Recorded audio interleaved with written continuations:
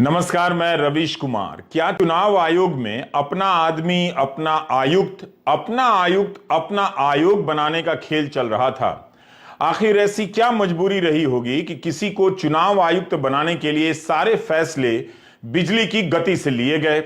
फैसलों की रफ्तार इतनी तेज थी कि सुप्रीम कोर्ट को भी शक हो गया और अब अदालत ने मुख्य चुनाव आयुक्त की तरह चुनाव आयुक्त की नियुक्ति और हटाने का भी सिस्टम बना दिया है।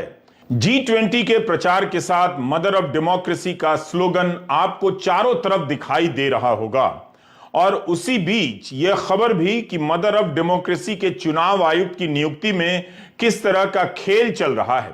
ऐसा लग रहा है कि मदर ऑफ डेमोक्रेसी में सारे फैसले फादर ऑफ पावर ही तय कर रहे हैं। मदर ऑफ डेमोक्रेसी रसोई में आटा सान रही है। 75 साल रटते रहे कि यह नहीं हुआ वो नहीं हुआ, लेकिन 8 साल में यह क्यों नहीं दिखा कि चुनाव आयुक्त की नियुक्ति किस तरह से की जा रही है। सुप्रीम कोर्ट ने चुनाव आयुक्त की नियुक्ति को लेकर जो फैसला दिया है उसे हर किसी को पढ़ना चाहिए। आदेश पत्र में आपको केवल यह जानने को नहीं मिलेगा कि आगे से क्या होगा, बल्कि यह भी जान सकेंगे कि इस समय और इसके पहले क्या खेल चल रहा होगा। अपना आदमी अपना आयुक्त अपना आयोग का नारा चल रहा था। चुनाव आयुक्त की नियुक्ति को लेकर association for democratic rights, Prashant Bhushan, doctor Jaya Thakur, Ashwini Kumar Upadhyay ने अलग अलग समय पर कई याचिकाएं दायर की थीं। इन्हीं सब पर सुनवाई चल रही थी। तभी अरुण गोयल को चुनाव आयुक्त के पद पर नियुक्त किया जाता है और उसे लेकर संविधान पीठ की तरफ से जो सवाल पूछे गए उन सवालों से साफ होने लगा कि चुनाव आयोग के पदों पर किसे और किस तरह से बिठाया जा रहा है। अनुमान लगाए जा सकते हैं कि जिसे बिठाया जा रहा है वो खास है या योग्यता के कारण बिठाया जा रहा है। Justice K M. Joseph, justice Ajay Rastogi, justice C T. Ravi Kumar, justice Aniruddha Bose, justice Hrishikesh Roy की संविधान पीठ चुनाव आयुक्त की नियुक्ति को लेकर सुनवाई कर रही थी, जिसका फैसला 2 मार्च को आया है। अरुण गोयल पंजाब काडर के आईएएस अधिकारी अपनी मर्जी से सेवानिवृत्त होते हैं, स्वैच्छिक सेवानिवृत्ति लेते हैं, वीआरएस लेते हैं और उसी समय चुनाव आयुक्त के पद पर नियुक्त कर दिए जाते हैं। कोर्ट को शक हो गया कि 24 घंटे में कैसे किसी को चुनाव आयुक्त जैसे पद पर तैनात कर दिया जाता है। लिहाजा कोर्ट ने सरकार से कहा कि नियुक्ति की प्रक्रिया की फाइल पेश की जाए। यही नहीं, जब यह मामला कोर्ट में सुना जा रहा था उसके बीच में ही प्रधानमंत्री अरुण गोयल के नाम की सिफारिश कर देते हैं। जस्टिस अजय रस्तोगी ने पूछा कि 24 घंटे में नियुक्ति भी हो गई? इतनी तेजी से कैसे सारे पहलुओं की पड़ताल कर ली गई? किस आधार पर कानून मंत्री ने 40 में से 4 नामों को शॉर्टलिस्ट किया? कोर्ट ने कहा कि नियुक्ति की प्रक्रिया पर सरकार के जवाब से कोर्ट संतुष्ट नहीं है। जस्टिस बोस ने भी कहा कि इतनी रफ्तार से अरुण गोयल की नियुक्ति संदेह पैदा करती है। जस्टिस रस्तोगी कहते हैं कि उसी दिन प्रक्रिया शुरू होती है, उसी दिन आवेदन होता है, उसी दिन नियुक्ति हो जाती है। कोर्ट ने पूछा कि चुनाव आयुक्त नियुक्त करने की प्रक्रिया क्या है? यह कोर्ट की पंक्ति ही है कि देश को घुटनों के बल झुककर सरकार की हां में हां मिलाने वाला चुनाव आयुक्त नहीं चाहिए, यस मैन नहीं चाहिए। तो क्या सरकार यस मैन नियुक्त कर रही थी? देश भर में लाखों युवा सरकारी भर्तियों की प्रक्रिया पूरी होने के इंतजार में 3-4 साल तो गवाही देते हैं, महीनों इंतजार करते हैं। उन युवाओं को समझ नहीं आएगा कि उनकी परीक्षा का रिजल्ट 3 साल में भी पूरा नहीं होता और उसी सरकारी सिस्टम में चुनाव आयुक्त 24 घंटे के भीतर नियुक्त कर दिए जाते हैं। चुनाव आयुक्त अरुण गोयल जब अपने बारे में इस फैसले को पढ़ रहे होंगे तो उन्हें कैसा लगेगा? क्या वे इन सवालों से गुजर रहे होंगे कि कोर्ट की इन टिप्पणियों के बाद उनका इस पद पर बने रहना ठीक नहीं? हटाने की प्रक्रिया जो भी हो, कम से कम नैतिक रूप से ठीक नहीं लगता। कोई पूछने की हिम्मत तो नहीं करेगा। ना ही किसी ने कहा है कि अरुण गोयल को चुनाव आयुक्त के पद से इस्तीफा दे देना चाहिए। लेकिन क्या अरुण गोयल की अंतरात्मा उनसे यह सवाल कर रही होगी? संविधान पीठ के फैसले में अरुण गोयल के बारे में जो लिखा गया है, हम उसका भावानुवाद कर रहे हैं, शब्दशः अनुवाद नहीं है। संविधान पीठ के फैसले में लिखा है कि इस नियुक्ति के संदर्भ में कुछ खास चीजों को नोटिस किया जाना चाहिए। 15 मई 2022 से यह पद खाली पड़ा हुआ था। 17 नवंबर को संवैधानिक पीठ ने प्राथमिक तौर पर सुनवाई की और अगले ही दिन यानी 18 नवंबर को भी सुनवाई हुई। अंतरिम याचिका पीठ के सामने लंबित थी।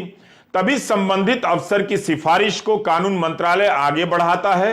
प्रधानमंत्री अनुशंसा यानी मंजूरी देते हैं। मर्जी से रिटायर होने के आवेदन को मान लेते हैं। रिटायरमेंट के 3 महीने बाद तक कोई भी पद ना लेने की शर्तों में रियायत दे दी जाती है और राष्ट्रपति नियुक्ति के आदेश जारी कर देते हैं, नोटिफाई कर देते हैं। यह सब एक दिन में किया जाता है। इसमें कोई शक नहीं कि ऐसी नियुक्तियों पर रोक के अंतरिम आदेश नहीं थे, लेकिन उसी समय एक याचिका कोर्ट के सामने थी जिसमें मांग की गई थी कि खाली पदों को स्वतंत्र इकाई के जरिए भरा जाना चाहिए। कोर्ट की इस टिप्पणी को आप नकार नहीं सकते। ऐतिहासिक फैसले में यह हिस्सा भी ऐतिहासिक है। Father of power, mother of democracy को हाँकते हुए पकड़ लिए गए हैं। अरुण गोयल की नियुक्ति को लेकर कोर्ट की टिप्पणी कम खतरनाक नहीं। सबके कान खड़े हो जाने चाहिए। बल्कि गनीमत है कि कोर्ट ने इस खतरनाक खेल को पकड़ लिया और जनता के सामने ला दिया है। पीठ ने अपने फैसले में लिखा है कि अरुण गोयल दिसंबर 2022 में रिटायर होने वाले थे। वे मर्जी से रिटायरमेंट लेते हैं। वीआरएस 4 लोगों के पैनल में सबसे कम उम्र वाले वही थे। प्रधानमंत्री को सिफारिश भेजी जाती है कि उनकी उम्र और उनके अनुभवों को देखते हुए चुनाव आयुक्त के पद के लिए योग्य समझा जा सकता है। उसी दिन प्रधानमंत्री भी मंजूरी देते हैं। उसी दिन उनके रिटायर होने के आवेदन को भी मंजूर कर लिया जाता है। क्या अब भी आप नहीं समझे, ना समझेंगे? अरुण गोयल की नियुक्ति चुनाव आयुक्त के पद पर हो, इसके लिए 24 घंटे के भीतर कानून मंत्रालय से लेकर प्रधानमंत्री कार्यालय और राष्ट्रपति भवन कितनी फुर्ती से काम करने लगे। अदालत ने पर्याप्त तरीके से सबकी भूमिका उजागर कर दी है। ना कहते हुए भी बहुत कुछ कह दिया है।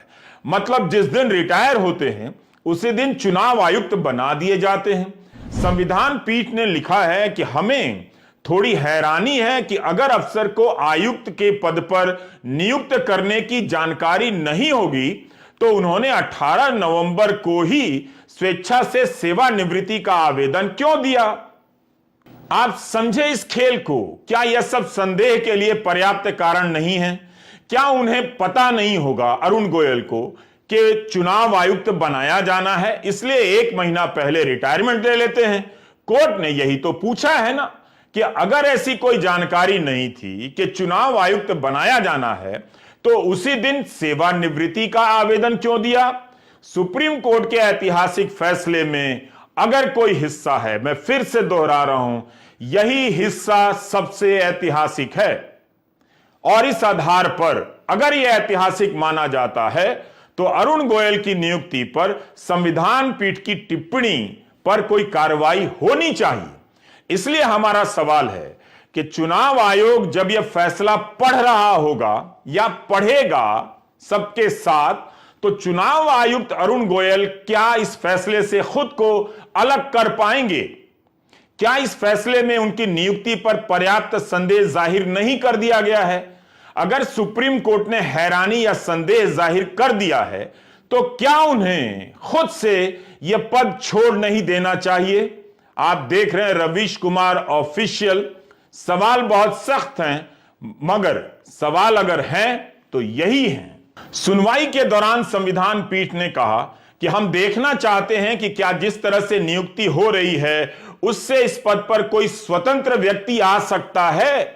जस्टिस सीटी रवि कुमार ने सरकार से पूछा कि हमेशा किसी नौकरशाह को ही चुनाव आयुक्त क्यों बनाया जाता है।